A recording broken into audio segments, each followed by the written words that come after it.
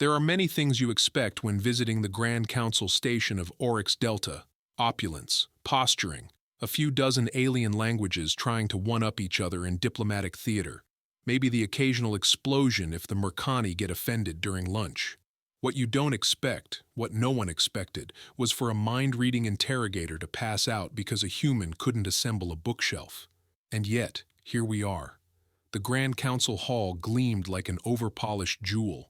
Species from all across the known galaxy filled the air with scent trails, pheromone emissions, harmonic pings, and, for the humanoids, sarcasm. Delegates in ceremonial armor or fluid robes moved with grace, pride, and the kind of poise that comes from believing your species is the center of the universe. Then there was Jake Harper, a Terran logistics specialist assigned to the human delegation after, according to rumor, accidentally rerouting a shipment of weaponized mushrooms into a Scarnian daycare. He claimed it was a misclick. The Scarnians weren't so sure. Jake was currently sitting backwards on a council bench, chewing on what looked like a dry ration bar and humming "Staying Alive" under his breath. He wore no robe, no armor, just a wrinkled EarthGov-issued polo, cargo pants with 17 pockets, and a stubborn coffee stain that looked suspiciously like North America. Every alien eye in the chamber tried very hard not to look at him, and failed. In the center of the chamber stood Vexthera, 8 feet tall, polished obsidian skin that caught every light like she was carved from black diamond. No mouth, no visible eyes, just smooth beauty and the kind of eerie stillness that made politicians forget what they were lying about. She was a Zinthari, a race of ancient telepaths known for their mental acuity, cultural superiority, and complete inability to handle sarcasm. Vexthera didn't move when she spoke. She didn't need to. Her voice echoed inside your skull, velvet smooth and razor sharp. "The mind is a river," she projected to the room, "and I will wade gently into its stream." Yeah, she hadn't met Jake yet. The issue on the council floor concerned a minor diplomatic incident between the Lorgathi and the humans. Something about trade mismanagement and hidden tariffs. The usual finger-pointing, except one side had tentacles and the other kept quoting procedural bylaws from 200-year-old Earth law books. The council, in its wisdom, had decided to skip the boring he said, she said, and go straight to mind review. A process where the most powerful telepath present reads the mind of the accused and validates the truth. It's considered intrusive, but fair, unless you're human. Then it's just dangerous. Jake, who had been half asleep, looked up when the delegation leader nudged him. "Oh, is it my turn to get violated mentally? Fantastic." The delegate gave him a sharp look. "Please don't say it like that." Too late. Jake was already rising, adjusting his polo like a man preparing for battle, or possibly fast food counter duty. He stepped toward the central dais, where Vexthera floated slightly off the ground like a cosmic ghost with a superiority complex. "Human," she intoned inside everyone's heads. "Open your mind to me." Jake blinked. "Yeah, see, that's the problem." Vexthera tilted her head, or the Zinthari version of a head tilt. The air shimmered with quiet disdain. "Why do you resist?" "I'm not resisting," Jake said, shoving his hands in his pockets. "I'm just warning you. There's stuff in there. All minds are turbulent at first. I will see the truth." Jake shrugged. "All right, your funeral." He wasn't being sarcastic, not entirely. To an outside observer, Vexthera simply stood still. No movement, no sound. To her, however, the moment her mind touched Jake's, everything shattered. There was no gentle stream, no flowing truth. There was, "Screw this stupid Allen wrench. Why does drawer B not fit into slot C? What even is a locking cam? Why are there 4 extra screws?" The walls of her perfect psychic discipline cracked. Memories, chaos, screaming, not pain, worse, frustration. She watched, felt, Jake hunched over a half-built IKEA bookshelf in a small, cluttered Earth apartment. Sweat soaked his shirt. His hands bled slightly from a slip. The floor was covered in panels, screws, and one instruction manual written in what could only be interpreted as ancient Sumerian. A cat meowed loudly in the background. Somewhere, a pot boiled over. And Jake's internal monologue, A swirling black hole of mid-tier profanity, self-doubt, and the kind of existential rage normally reserved for tax season. Her grip faltered. She tried to pull back, but now she saw the rest of it. The second time he built it because the first time was upside down, the part where he kicked the shelf, broke a toenail, and cried in 3 languages. The moment he screamed, "I am the god of wrath, and you will bow to me, plastic hell beast," while holding a rubber mallet. She shrieked, out loud, audibly. Every telepath in the room flinched. Then, graceful, towering, divine Vexthera collapsed onto the floor like a majestic telepathic sack of potatoes. Silence. So much silence. Jake looked around, then down at her unconscious form. "Told you," he muttered, then leaned over and whispered, "There's still a futon in my garage I haven't figured out. Want to try that next?" Vexthera twitched. Someone in the back, possibly a Harnaxi delegate, started laughing. Then someone else. Then a ripple of uncontrolled, wheezing, diplomatic giggling spread across the chamber like a virus of amusement. Jake stood there, arms crossed, satisfied. The human race may not have the most advanced ships, they may not have mind-reading squid gods, but they did have Swedish flat-pack furniture, and sometimes that was enough. The Zinthari hadn't fainted in over 2,000 galactic cycles. Vexthera's collapse was the mental equivalent of a supernova sneezing mid-opera. Protocols were triggered. Telepathic stabilizers whirred to life.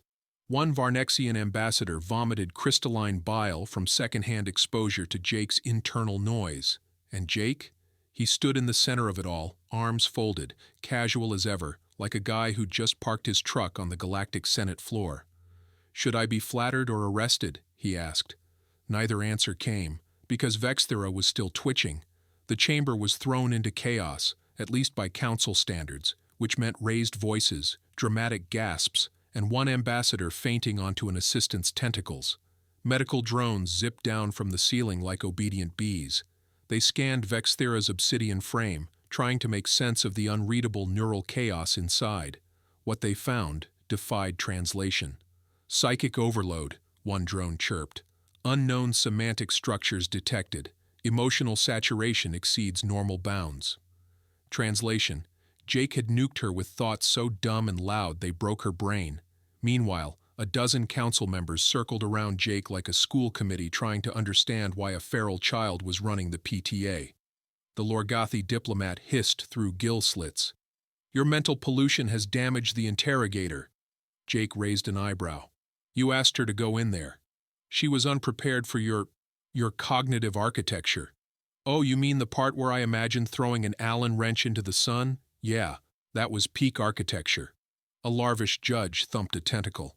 "Explain the recurring image of dismembered planks forming the shape of your Earth leader." Jake blinked. "Oh, that was just a side effect of trying to build a coffee table while watching presidential debates." They made notes. Nervously. 3 hours later, Vexthera awoke. Her voice, once smooth and regal, now sounded more like someone nervously whispering into a fan. "What was that?" She lay reclined in a medical tank, tendrils softly rippling as she tried to regain composure. Jake sat nearby, sipping lukewarm coffee from a mug labeled "World's Okayest Human." He offered her a gentle shrug. "I think you mind-melded with my worst weekend ever." She shuddered. The emotion, the illogic, the instructions written in pictograms, and the extra screws. Jake leaned forward. "There are always extra screws." "But why?" Jake sipped. "So you live in fear." Once stabilized, Vexthera requested a private debriefing. Council members were hesitant, but the incident had embarrassed nearly everyone equally, so they agreed, behind sealed doors. Inside a chamber lined with psychic dampeners, Vexthera and Jake sat across from each other. This time, no telepathy, just words. She studied him. "You are different." Jake chuckled. "We've heard that before, usually by species we just accidentally beat at poker. I did not know minds could be so alive, so fragmented. Yours is a swirling storm of panic, ambition, memories of pasta, and something called the raccoon incident." Jake rubbed his face. "That was one time, and I swear, I thought it was a trash panda until it threw the smoke bomb. Vexthera tilted her head. Is this normal? For me? Yeah. For most humans? More or less. I have studied Carthari philosophers, broken warlords, mad prophets, and none have challenged my mind like you. Jake smirked. That's what you get for diving into a brain that's been through 3 IKEA builds and a tax audit.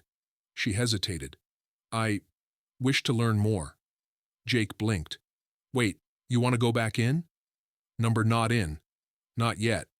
But I wish to observe. He crossed his arms. You want to study me like a lab rat?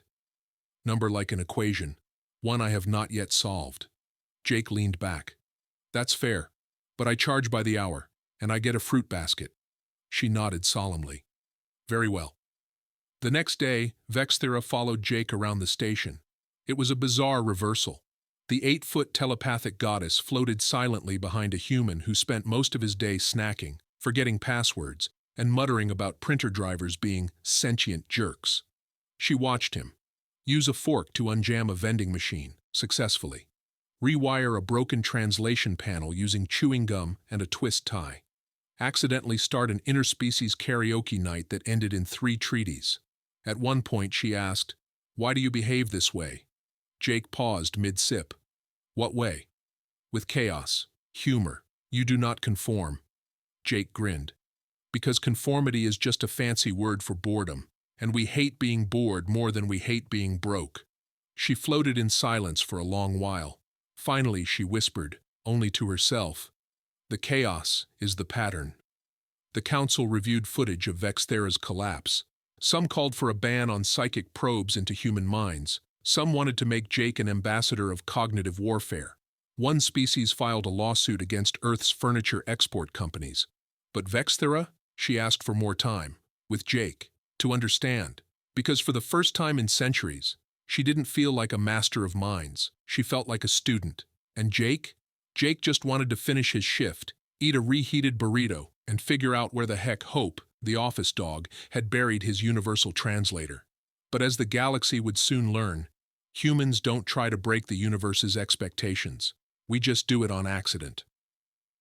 By day 3, Vexthera stopped hovering behind Jake like a looming specter and started walking beside him, still gracefully, still polished like a living monument, but more curious, less judgmental. She didn't announce her presence telepathically anymore, and Jake stopped flinching when he caught her staring, mostly. "What exactly are you doing with that spoon?" she asked one morning. Jake didn't look up from the wall panel he was repairing. One leg propped on a console, the other knee-deep in a tangle of unregistered cables, he muttered around a half-eaten protein bar. "Jury-rigging the coolant override. Someone spliced it wrong, and we've got a heat bubble the size of Texas growing in Sector B. With a spoon? Titanium, soup spoon, earth alloy, stolen from the cafeteria actually." He pried something loose with a satisfying pop. "Also works as a capacitor fuse if you're desperate." Vexthera blinked. "Why not request proper tools?" he snorted. "Because if I request a thermal regulator on Form 12X, I have to file 3 system risk reports, wait 6 days for cross-species compliance, and listen to a Gorthian clerk pronounce my name Jakethon." She paused. "That is not your designation?" "Not even close." Vexthera watched in silence as Jake flipped the switch. The panel hummed to life, lights stabilizing across the corridor. A dozen systems blinked green. No alarms. Jake held up the spoon. "Better than your mental laser beams, huh?" Vexthera didn't answer. She was too busy recalibrating her understanding of power. Later that day, she invited Jake to a Zenthari observation chamber. Normally only scholars and elite telepaths were allowed, but now Jake was given a private pod, complete with refreshments and a meditation rug he immediately mistook for a bath mat. "This is where we observe potential threats," Vexthera explained, gesturing toward the holographic globe surrounded by psionic threads. "We map their energy, their mental turbulence, their potential to cause universal disruption." Jake leaned forward, eyeing the interface. "And what's that blip right there?" "That?" She hesitated. "That is you." The human node pulsed like a storm cloud made of caffeine and anxiety. He blinked. "I glow red? Seriously?" "You are a statistical anomaly," she admitted. Your mind should not be capable of sustained functional behavior, yet you persist and thrive. Jake shrugged. That's kind of our thing. We freak out, cry a little, scream into a pillow, and then go build a rocket out of duct tape. She tilted her head. How did your species survive with such volatility? He gave a lopsided grin. Because when the universe throws chaos at us, we throw it back, with interest. Vexthera's fascination deepened. She requested samples of human art, human music, human literature. She devoured books like The Hitchhiker's Guide to the Galaxy, Catch-22, and the Worst-Case Scenario Survival Handbook with a mix of horror and awe. Why are your greatest works centered around absurdity and failure? She asked one evening. Jake was lying on the floor of the Human Embassy Lounge, trying to fix a broken VR headset with paperclips and stubbornness. Because we know nothing ever goes to plan, he said, so we plan for the unplannable. We learn to laugh at the crash. It keeps us sane.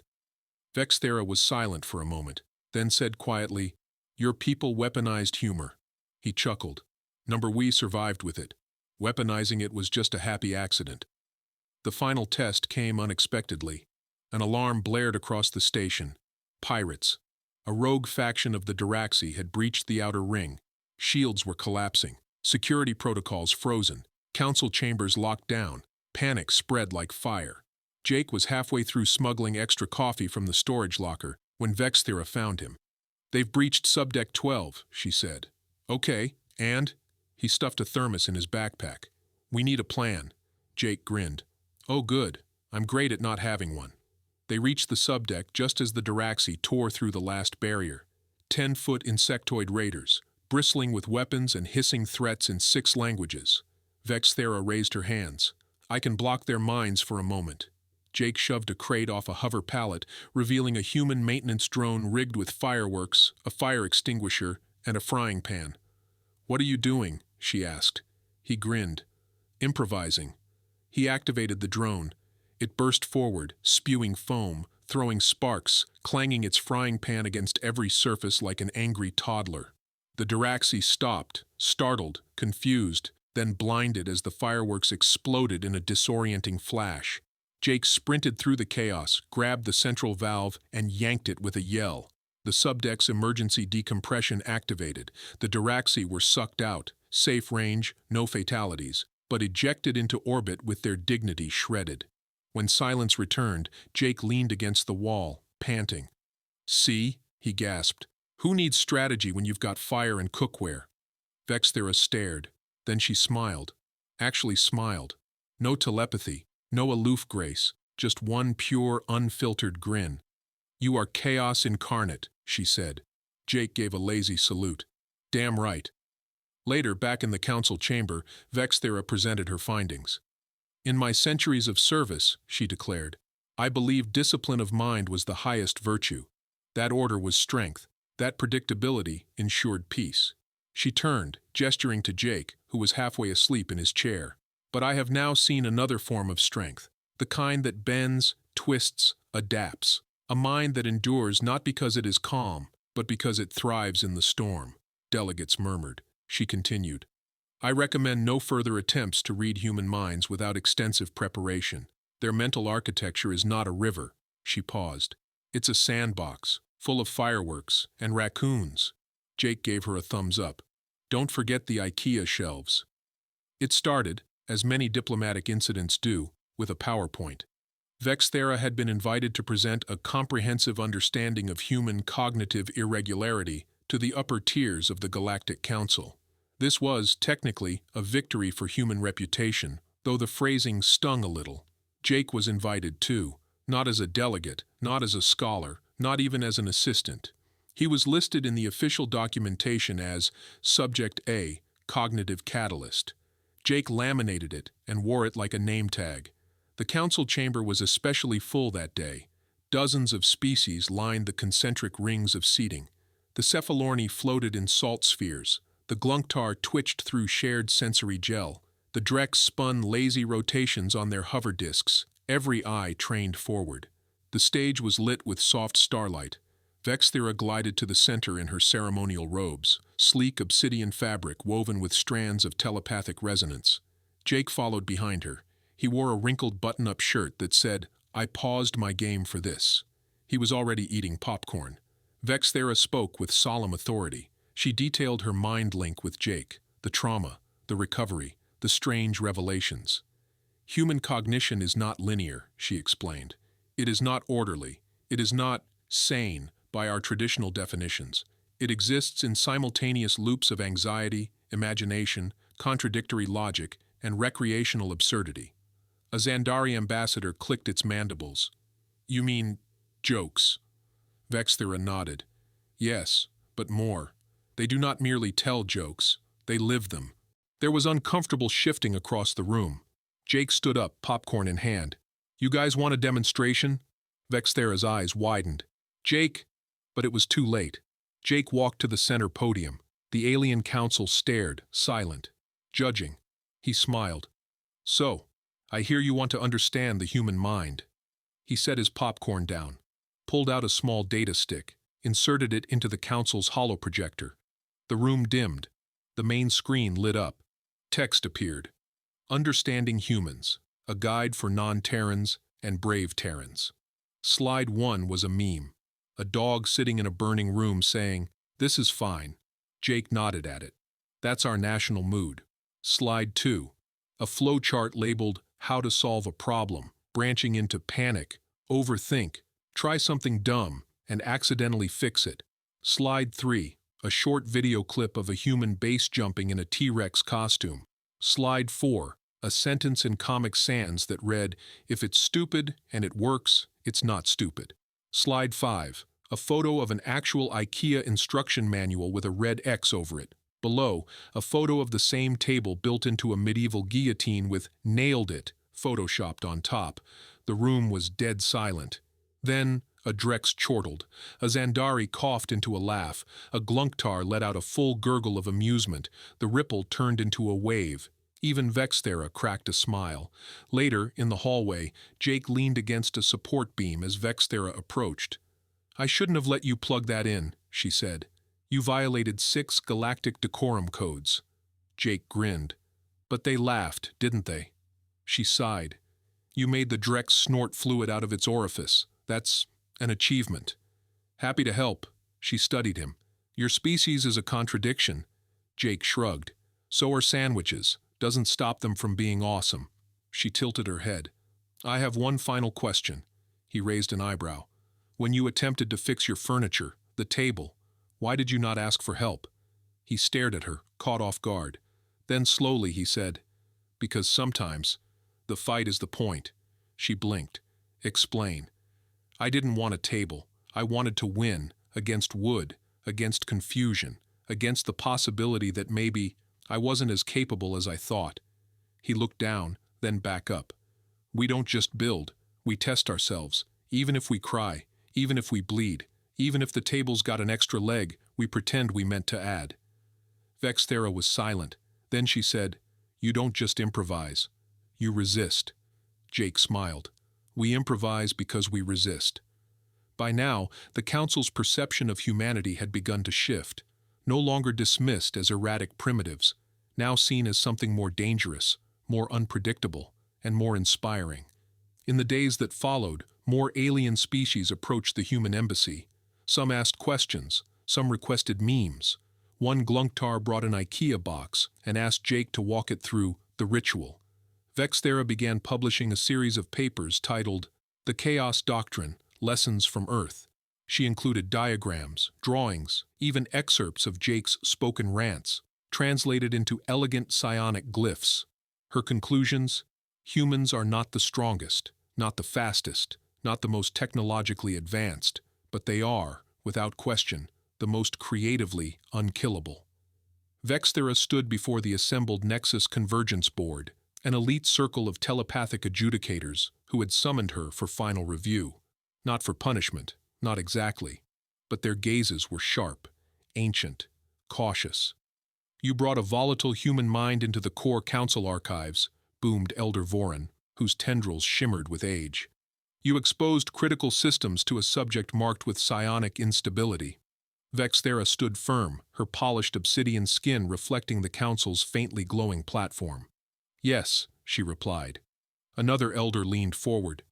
Do you deny that contact with Subject A, Jake, resulted in telepathic contamination? Vexthera smiled gently. Number Y, embrace it. Gasps echoed through the chamber like wind through crystal. Jake, meanwhile, was in the supply bay with a laser screwdriver and an ambitious dream. He was building a coffee machine that could withstand orbital re-entry. Because why the hell not, he muttered, duct-taping heat-resistant alloy to a reinforced espresso chamber. If the Diraxi ever come back, I'm launching caffeine at their flagship first. Behind him, a small crowd had gathered. 2 Drex, a Glunktar with a GoPro taped to its head, and a Zandari trying to understand why Jake kept humming the MacGyver theme song. Explain again why the beverage is hostile, one of the Drex asked. Jake grinned. Ever heard of cold brew? Strong enough to jumpstart a dead cruiser. They all nodded solemnly. One took notes.